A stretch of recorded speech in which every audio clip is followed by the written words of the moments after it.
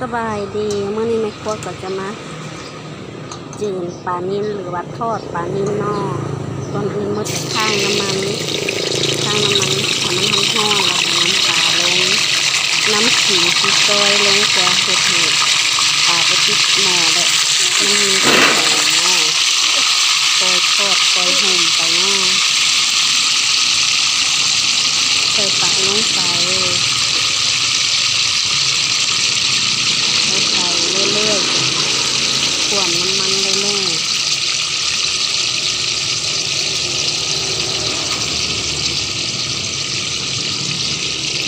ใส่ปลาอีกปลานี่ในครัวล่างทำความสะอาดเอาขี้ออกเอาเงือกออกเอาสาเลยทาเกลือเป็นงัว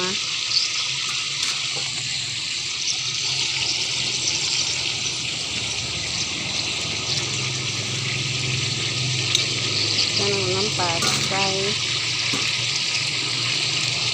น้ำปลาใส่เอง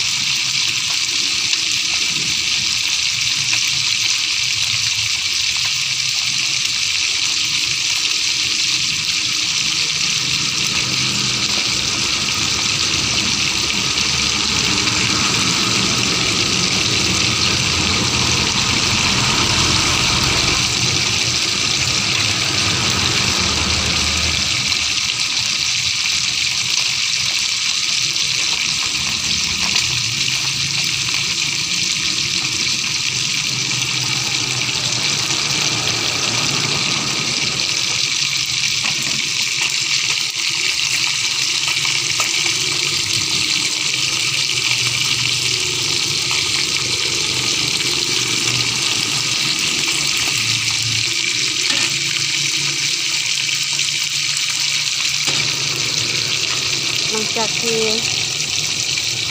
ปลาใกล้จะแห้มแล้วเนาะเราก็คอยคอยทอดไป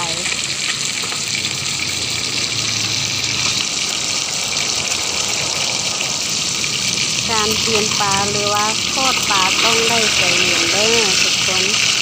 ตอนนี้กับเปลี่ยนกับด้านกับเปลี่ยนไปเรื่อยๆเลยเด้อ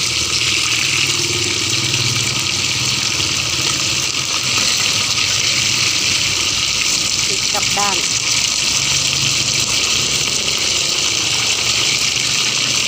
แล้วก็พลิกตัวข้างนี้แด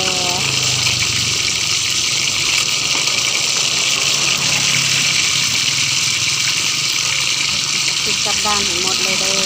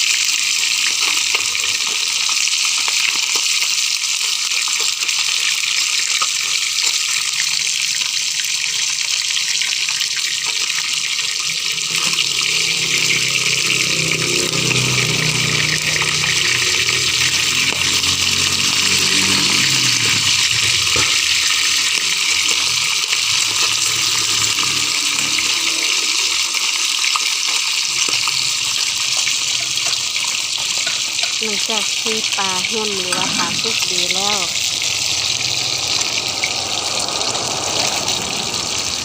แม่ครัวก็จะเตรียมตักใส่จานเนาะน้ำตัวที่มีลงน้ำตัวลงตัวที่มีลงออกก่อนเด้อน้ำตัวที่สองน้ำตัวที่สองออกแล้วแต่น้ำตัวที่สามออกแต่น้ำตัวที่สี่ออก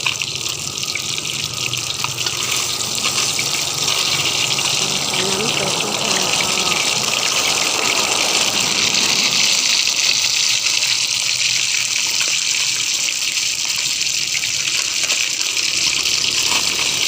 นี่ห้าออก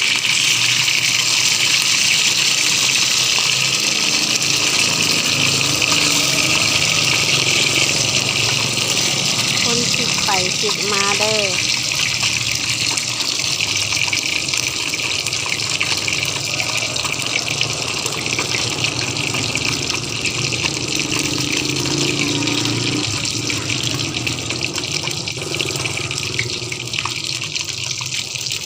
เมื่อปลาเริ่มกรอบดีแล้วเนาะ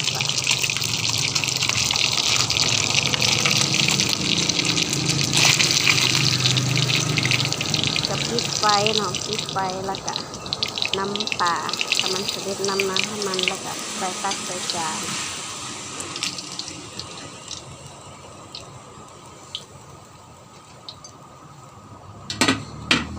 นี่คือหน้าตาของทอดปลาหรือว่าจืนปลาใส่ขิงเนาะแต่แซ่บ